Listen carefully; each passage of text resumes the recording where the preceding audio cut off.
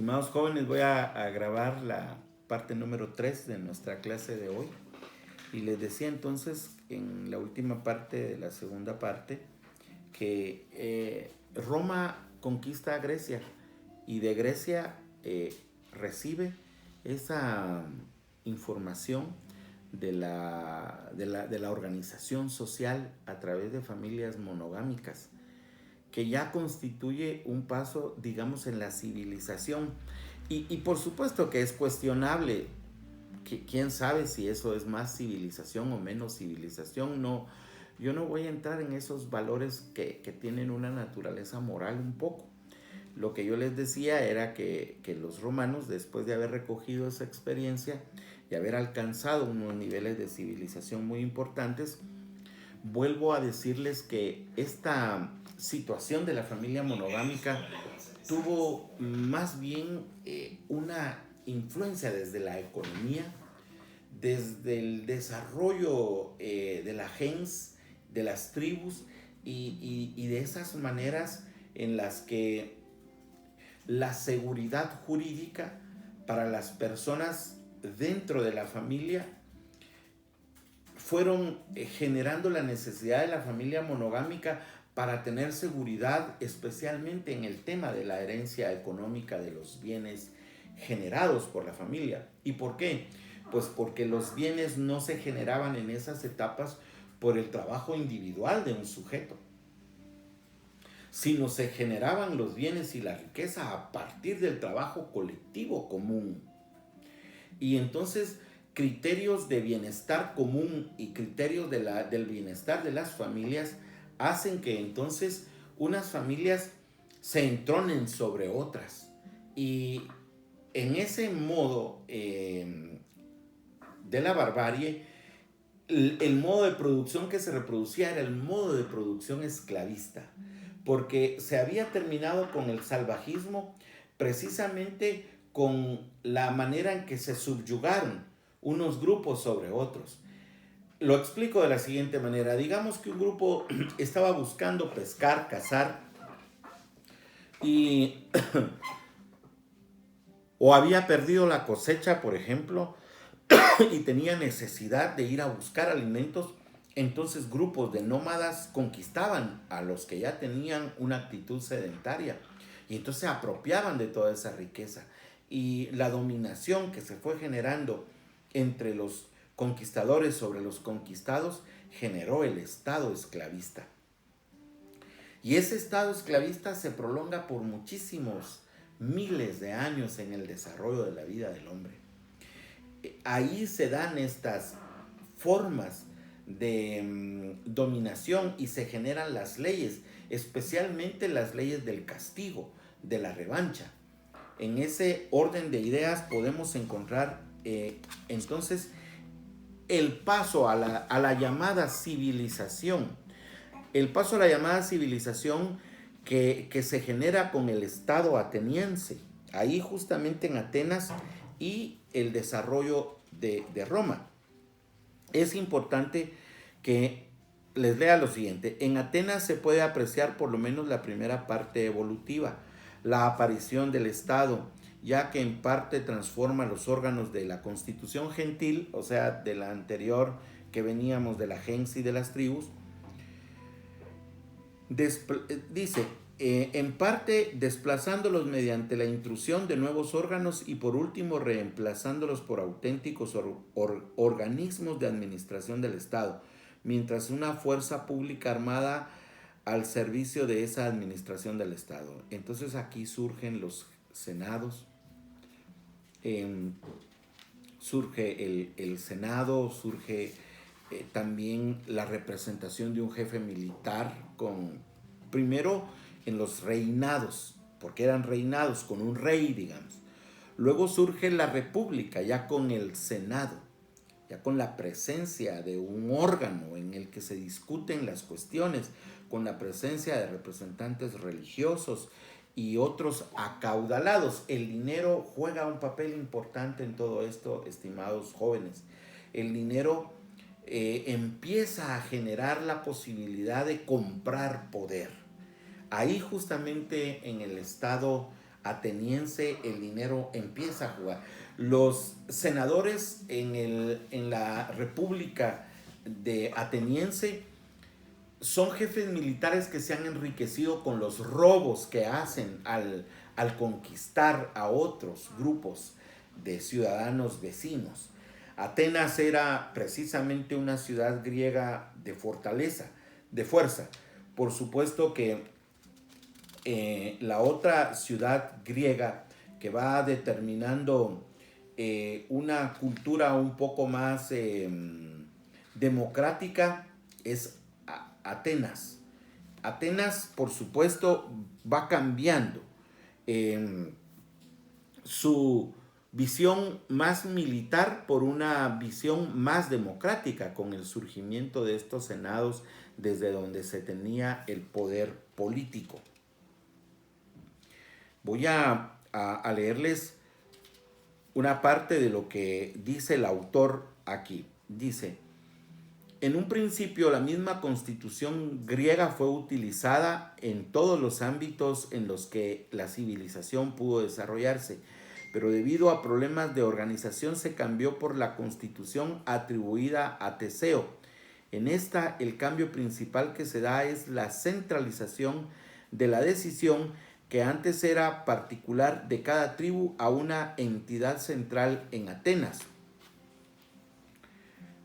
convirtiendo todos estos asuntos en problemas comunes. Ahí quiero establecer, fíjense jóvenes, que entonces todas las tribus que vivían en una sola región se unen para conformar un estado ya complejo en el que tenía que haber un ordenamiento jurídico que regulara las relaciones de todas las tribus, y la fuerza que lograba tener a las tribus conjuntas era la fuerza de la política, la fuerza del poder. Política y poder, ¿para qué? Para generarse bienestar común. Todas estas tribus unidas se podían defender de otros ataques masivos de gente que vivía en la barbarie aún, ¿verdad? Mientras Atenas vivía ya en la civilización, los que vivían en la barbarie los trataban de atacar, y entonces mientras más ataques habían, más organización de este estado para defenderse. Por supuesto, Roma, que estaba en un estadio intermedio entre la barbarie y la civilización, conquista Atenas, y de esa conquista surge que para todo el mundo conquistado por Roma se pudiera difundir la civilización fundada en la familia monogámica, fundada en el proceso de reinados, pasando para repúblicas y luego pasando para ese imperio, porque Roma se convirtió en todo lo que podía ser dominación, derecho, dinero, trabajo, etc. Con esa parte termino el tema del curso del desarrollo de sociedad, economía y derecho. Ahora, el derecho esencialmente también tiene un proceso. ¿Cuántos minutos lleva esta tercera parte? Bien. El derecho también tiene un desarrollo, una evolución particular. En la página 30 de nuestro libro me voy a ubicar.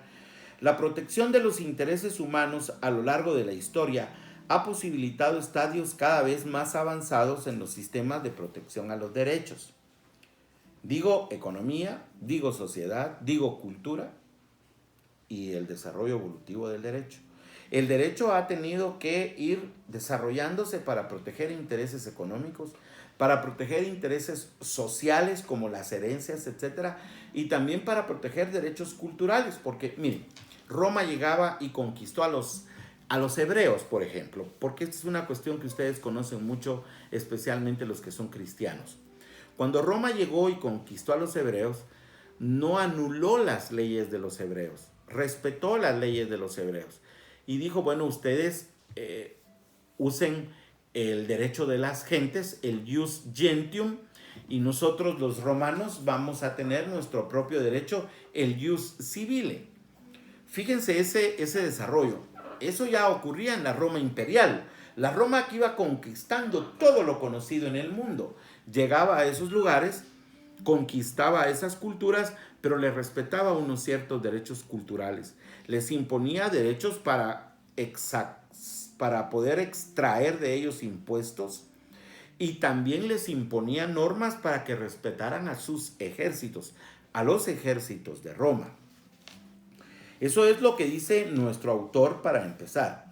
Podría ser esa una constante, dice, de la evolución jurídica que contrastaría con otras posibles teorías, tal vez no enfrentadas sino complementarias, que explicarían ese mismo desarrollo en la cada vez más refinada inteligencia y concienciación de lo humano. Usando un símil no menos osado, se podría sostener, salvando las distancias, que sería algo parecido a lo ocurrido en la ciencia. Gracias a la guerra, la investigación científica ha coronado metas como el descubrimiento del espacio, la revolución tecnológica, el Internet, etc. Refiriéndonos a ese modo en que la guerra que los romanos practicaban iba también produciendo esa evolución del derecho, que también de la ciencia, porque se iban descubriendo cosas nuevas. Si los romanos no hubiesen conquistado a Grecia, no hubieran descubierto la civilización, la organización de un estado que reunía a todas estas tribus y que le imponía un derecho común, un derecho para ser respetado por todos. Vamos a hablar entonces qué es el estatus, tomando como punto de partida la sociedad preconstitucional, porque las constituciones surgen hasta que cae la monarquía. Es decir, las constituciones surgen con el Estado moderno del que les he venido hablando varias veces. Dice, nos encontramos con un injusto sistema de estadios, rústicos, miserables, libres. Cada sujeto pertenece a un compartimiento social estancado, semejante a la estructura de las castas que pervive hoy en la India, por ejemplo. Es altamente difícil pasar de un estado a otro superior, ya que en la transmisión tiene lugar por lo que hoy denominaríamos la vía genética. El mismo término estatus tiene una acepción peyorativa relacionada con privilegios. No hay derechos que los pongan en peligro. Entonces, bien, el estatus lo conformó en el desarrollo, saliendo de la barbarie, llegando a la civilización. De todas maneras, los estatus se pudieron mantener. Los estatus de los reyes o los estatus de los burgueses se pudieron mantener distintos de los estatus de los siervos, de los esclavos o de los obreros, ahora en el estado capitalista. Pero ese estatus ha podido romperse con la creación de normas que democratizan. Vamos a hablar del adulterio. ¿Recuerdan cuando les expliqué que el adulterio solo lo cometían las mujeres? Todavía hace 15 años en Guatemala teníamos como delito de adulterio uno que solo lo podían cometer las mujeres. Entonces no había equidad entre hombres y mujeres, hasta que la señora Procuradora de Derechos Humanos adjunta, la licenciada Hilda Morales Trujillo, que fue profesora de Derecho Civil de nuestra facultad, planteó una acción de inconstitucionalidad y fue declarado inconstitucional el hecho de que solo cometieran adulterio las mujeres, y entonces ese delito ya no existe. Ahora el adulterio o la infidelidad de hombres y de mujeres solo puede ser utilizada como una causal de divorcio, pero ya nadie va a la cárcel por eso. Les voy a leer ahora el ejemplo inglés.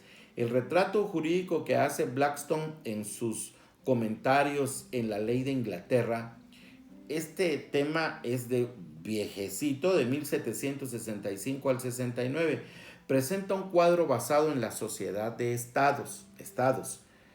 Esos grupos de tribus que se asociaban y que conformaron el estado ateniense, y que luego tomó modelo el Estado romano, y que luego el Estado romano, lo recordarán ustedes cuando se los expliqué, cae ante el ataque de Atila, y cuando se derrumba surgen las glebas, que es el Estado feudal, pequeñas ciudades-estados. En Inglaterra, comenta este Blackstone, que presenta un cuadro basado en la sociedad de estados, en gran parte, pero ya se pretenden remover una serie de obstáculos, arbitrariedades, fronteras para la libertad de circulación y comercio. Se avanza por un lado en la libertad, pero se siguen subyugando grandes porciones de la sociedad. En 1689, página 31, esto es muy importante, lo subrayan, del libro de Sociología, dice, la Carta de los Derechos, se llama The Bill of Rights. En 1689, en su párrafo número 3, deja claro que la corona no puede realizar la exacción de impuestos con pretensión de prerrogativa, sino que necesita concesión del Parlamento, o sea, de este grupo que en Roma se llamó Senado, pero que ahora en el Reino Unido, así se llama el Reino Unido de estos estados, se llama Parlamento. Y entonces el rey, para lograr cobrar impuestos a los ciudadanos, debe tener permiso del Parlamento. Esto ya es un órgano de regulación. Le quita poder al monarca que todo lo podía, que era el Estado. Y surge el Parlamento como una forma republicana de control. ¿Qué pasa hasta ese momento en América Latina? Surge una cuestión importantísima, muchachos. Nuestra conquista fue ahí alrededor de 1524. Y de 1524 hasta 1821, 300 años, duró la colonia. Mientras duró la colonia, ocurre lo siguiente. Las leyes que se aplicaban en estos lugares, que eran llamados espacios de la Nueva España, eran las leyes españolas las que se aplicaban. Estas leyes españolas fueron fuertemente influenciadas por las leyes que surgieron con la Revolución Francesa. La Revolución Francesa ocurrió en 1789, pero ya en 1689, 100 años antes, estaba la Carta de los Derechos del Ciudadano, esta que les leí en la página 31 del libro de Sociología, 100 años antes de la Revolución Francesa. Estos 100 años antes de la Revolución Francesa marcan que el Parlamento regulaba el poder de los reyes. Pero en la Revolución Francesa el poder de los monarcas termina. A los monarcas les cortan la cabeza y surge el Estado moderno. Todo esto es alrededor de los derechos y de la economía que se sigue dando el motor de desarrollo cultural de la sociedad y del aparecimiento de derechos democráticos. Voy a cortar ahora esto. Bueno, no sé cuántos minutos llevamos como para ir terminando. En la siguiente clase voy a terminar lo que tiene que ver con los derechos de los pueblos indígenas en países de América, en especial lo que ha ocurrido en Guatemala, que ya es lo que nos es atinente. Les pido por favor que estén atentos. Tenemos que presenciar un evento el día domingo donde va a hablar el relator de los derechos de los pueblos indígenas de la Organización de las Naciones Unidas, el procurador de los derechos humanos, hablando sobre la defensa de los derechos humanos de los pueblos indígenas en países independientes como el caso de Guatemala, y el servidor de ustedes que va a hablar sobre lo que significa el litigio estratégico utilizando el sistema jurídico, no solo el sistema jurídico oficial, sino el sistema jurídico de nuestros pueblos indígenas. Hasta luego, hasta la próxima.